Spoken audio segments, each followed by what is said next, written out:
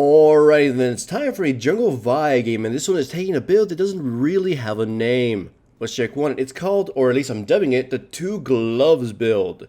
You can guess why. What's two? It's taking Iceborne Gauntlet, Glove 1, and Serox Gauge, Glove 2. I know there's like another glove in the game, I think Brawler's Glove, but yeah, that doesn't build into anything proper for Vi.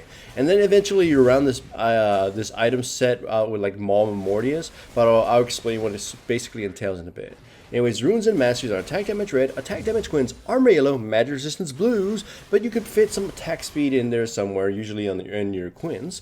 And then taking 12, 18, 0 masteries, although 0, 12, 18 with strength of ages is pretty damn good too. Anyhow, this build is supposed to be one of the many bruiser builds that Vi has, but it leans more towards the glass cannon-y type. Like, if you were to put glass cannon all the way in the left and pure tank all the way in the right, then this one would be where the bruisers is in the middle, way closer to the glass cannon. The idea is that you want to be able to kill people, but you also want to be able to survive at least some retaliation, because glass cannon tends to die rather quickly, especially against a lineup like theirs. Now, their team comp is Xin Zhao, Leona, and Darius, three really strong frontliners. And Lucian and Ahri fight more around the mid-range, which makes me believe they'll probably be fighting a little clumped up ball, and it'll make it very dangerous for me to engage or do anything complicated like that. So I figure I need to kill somebody in one quick combo, but I still need to contribute because otherwise their damage might be a little bit off, so I need at least some survivability. Anyways, bottom lane right now, it's 4-man Dove. But luckily for my team, they don't get killed right off the bat. Janna survives with a little bit of health, so it forces Lucian and others to stick around a little bit longer. Leona gets dropped, Xin Zhao gets dropped by the tower, and they do kill the Sivir, but that bought me enough time to show up bottom lane, kill the Ahri, get level 6, and then basically kill the Lucian. So it's a huge benefit for me and my teammates. Keep this in mind too. I was originally going to go Cinderhulk because I was thinking, oh, I need to be a little bit more tanky. But because of this kill gold, it allows me to get some warrior straight up and amplify my damage and a bit of my cooldown tremendously. And it motivated me to go to the Two Gloves build. I was thinking of going something like Cinderhulk, Titanic Hydra, and that kind of cookie cutter build, just being pure tanky and health wise. But I figured this is going to be strong enough. Jarm's Fist is one of my favorite like low tier 2 kind of items, right? It's very efficient, very good, and it's hybridy for sure, and its build path is pretty limited, but it's definitely useful for a lot of champions, especially like Vi and Jarvan. So I love picking that item up. It's down the line of what I'm building. Anyways, Nautilus and Darius are exchanging blows, which makes it very easy to do a direct gank. Of course, I need to do it. I need to start the gank way before he can see me, so he doesn't react quickly and I can get in range. For those who are still trying to learn ganking tips, by the way, we're gonna dive top lane here, and we're gonna die embarrassingly. So I'm just gonna talk about the ganking tips. For those who want ganking tips, a direct gank is when you go from your lane just straight through your lane to kill somebody. These do not work all that well for a lot of champions because they don't have a lot of mobility. The only ones who can do it are champions like Lee Sin or Vi or I guess Aurelion Sol now. It's usually only done if the enemy team is already fighting you tremendously. Like right here, this moment here would have been a really good time for a direct gank because they came to you or they were super distracted. The general idea of a direct gank is that you charge up your movement right off the bat so you can do some sensitive card control as soon as you get in there. Like with Vi, you saw me, I charged up my Q before I got into the minion range and then used it, and then went closer, used it, and got him with my ultimate, and he was basically pinned down.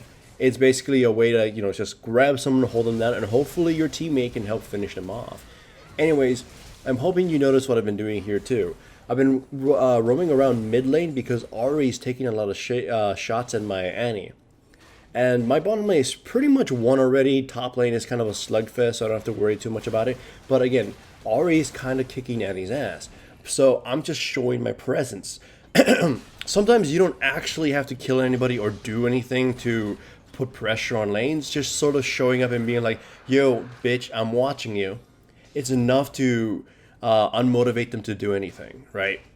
So, like, look, the Ahri constantly is going to be taking shots at the Annie. And you already saw her do some damage. You already saw Annie throw some tibbers at me, forcing Ahri's flash out. As a result, Annie, the Ahri is being a little bit more cautious. So the wards are going out to defend her against me, and luckily me and my support are clearing them out. So now Ahri is blind again. Once more, though, she gets a little bit too penisy, and she goes in for the kill against the Annie, and me and Annie just fucking destroy her. Like, she has no chance in hell. She gets chokeslammed. But for one of the best parts of the video is just coming up right now as well. I assume he screwed up because he thought I was going to dash to him immediately, but Xin Zhao shows up, I start charging my Q, and then he just swings at the air and fails, which allows me to pretty much open up a can of whoop-ass and basically annihilate him. Of course, Annie still ends up dying, but she was probably going to die regardless, it's just Leona, so eh. We get 2 kills for basically little effort there. It cost Annie's life, but whatever, it's still technically worth it. The Leona should have probably just backed off as soon as she saw that Xin Zhao had failed, because Xin Zhao's ultimate would have been a big old deciding factor there, probably almost immediately killing the Annie alongside the Leona, making it a 2v2 fight, and at least dispersing me and my other teammate so that we wouldn't be able to help each other out. It would have given them their best chance, maybe only still just killing Annie, but definitely not losing both their lives. Now, another fight happens in mid lane, but the team spread out a little too much and it's chaotic. Darius fails his abilities, or at least doesn't really manage to do much, and allows me just to open a really good combo on him and chunk him for a lot of damage, and then chokeslam him for the death. And he gets dropped, but thankfully Xin Zhao and Leona are completely out of position, and we catch them off too. I believe Xin Zhao died by the red buff, so I donate to kill the Sivir. You can see me, I was just kind of walking around a little bit circle there, just waiting for her to kill it, because at this point, I'm a little too fed, and focusing all your gold on one character tends to be a bad thing. Thankfully though, she has 4 kills, so our kill spread is very good right now. Like, even if I'm not, even if you're super fed, as long as one more key member of your team, like a Sivir or Vayne or whatever, has a bit of gold, they can carry without you. So I don't have to be too worried if I get taken out without achieving anything. Anyways, as you can see, my build is starting to come online. Jarn's Fist and Sheen, I have quite a bit of damage, and moderate survivability based on who the hell I am right now. So I can pretty much dive on anybody and expect to at least survive most of a rotation of spells. I can't survive their focus fire, but if one person tries to focus me, I'll probably survive long enough to make an escape or for my homies to show up. That's the general gist of it.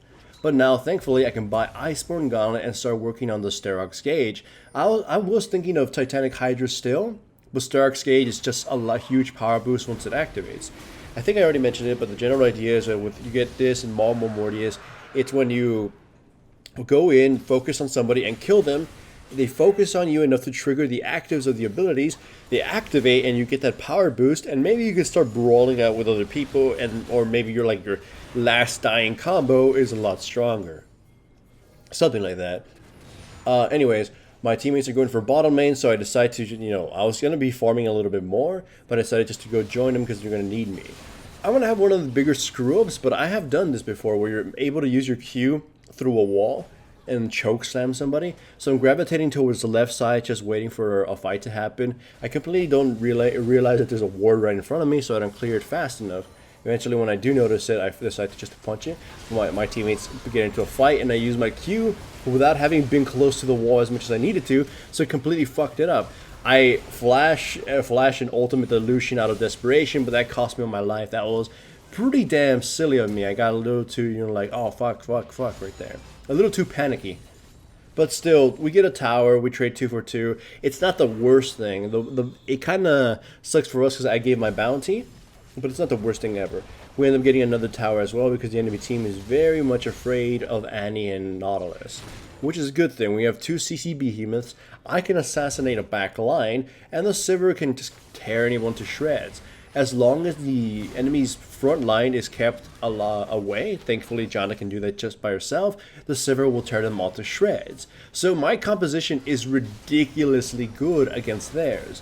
I was a little bit worried, because as a Vi, I was worried that their front line was just going to melt me the second I got anywhere close, but thankfully the Janna pick wasn't taken, and my teammates locked her in, and I just had this complete wave of relief.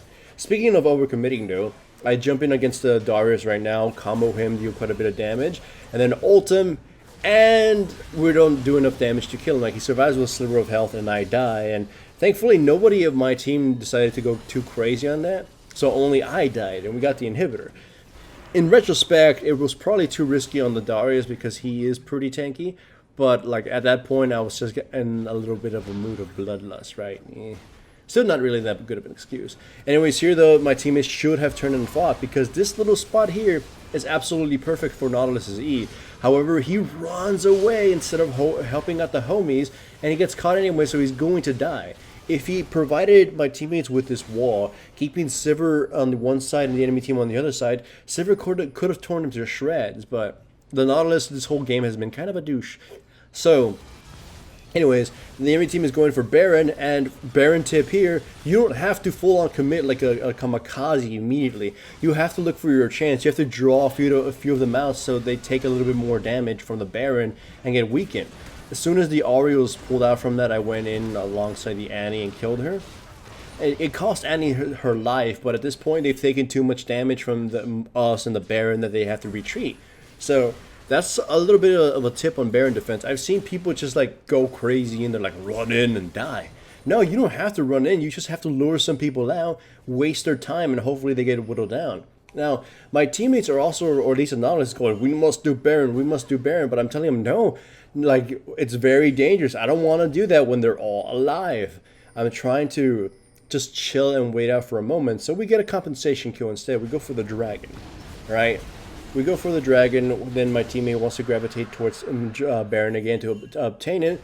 But again, I keep telling him, let's pick up somebody before we do this. Preferably the Lucian, because he can just melt everybody when we're all out of position. Nautilus starts the fight, but I have every intention of backing off as soon as someone gets close.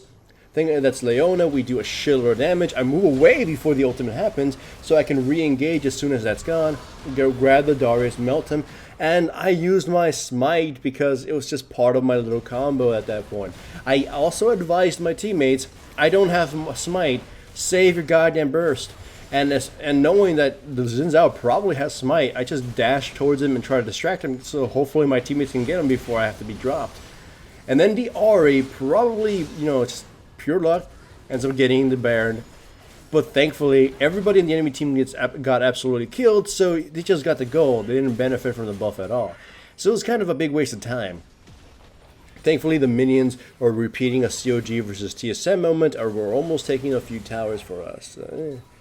As you can see, the build is online. 3 weapons. Or a Sterox Gauge and Iceborne Gauntlet, my 2 gloves. And I would assume the little chain in between them is a Mortius. She's basically a prisoner. Ha ha ha. Right now, we're just kind of waiting for an opportunity to arise. As soon as Xin Zhao gets a little too close, he's like one of my main focuses, because if he gets on anybody, him with the Sacred Devour can pretty much kill anybody. So he gets absolutely melted by being pinned against the wall. I go for the Darius, and once that everyone is dead, and combo him to the grave. So 4 of them die. This is basically team fights 1-on-1. Even if you're outnumbered 4 to 5 right now, in a 4v5, if you have a good team composition and you use your abilities well, like we have, then you'll pretty much beat anyone to death. So, yeah, this is one of those cases where the perfect team composition came together and made things happen, and it allowed me to alter my build in a way that at least made sense for this composition. Again, originally I was going to go with the tank build just to survive the shenanigans from the front line and whatnot, but thanks to the early situation that I had with the 4-man 2 for the 4 people diving bottom lane and me picking up those 2, I was able to alter my build into a glass cannon kind of build with some bruiser tendencies. Anyways, watch this. I love this. The Lucian is chasing me too much, and my ultimate just came off cooldown. You know what's gonna happen. As soon as he loses sight of me thanks to the line of sight, I just immediately combo him for a huge amount of damage. And guess who's chasing me too? The Leona. She's trying her goddamn best. I hide in this bush, and I guess she just didn't realize I was still here. So me and the John turn on her and kick her ass. Oh, 2 free kills, basically. Just 2 free goddamn kills. Never ever chase a burst or like an assassin into the jungle. Line of sight is your worst enemy against someone who can kill you in one combo. Anyhow, take this also as a bit of a lesson towards two things. One, don't get too damn cocky just because you're winning. My teammates here just fought like they forgot what kind of composition we were. We're supposed to fight together. We're supposed to fight with strategy, and they just kind of spread out and fought really poorly and died for that. So, yeah, I didn't. I decided not to join in because otherwise I would have just added one more to the death. So it just don't do that. If your team composition relies on you working as a unit, don't forget that and try to fight one on one. Also, well, an additional thing. Don't I wasted my flash for this just kind of I can just so I can say on my stream that I can steal dragons from you if I wanted to. Yeah, the flash was probably not that worth it. But the third lesson was that you can alter your build at any point in the game, but you need to understand why or how your builds will benefit you. Like I said, I was originally going for tank, but I was able to alter my build to this, which allowed me to do more damage. First, I was just thinking I was going to CC one person and be a nuisance and attract aggro. But thanks to my build being altered, I'm able to basically become this assassin. The lesson here is that you shouldn't restrict yourself to one build. You should always look to adapt your build based on the circumstances of a game. Learning to do so will help you deal with any surprises thrown at you. Anyways, hooray for Vi.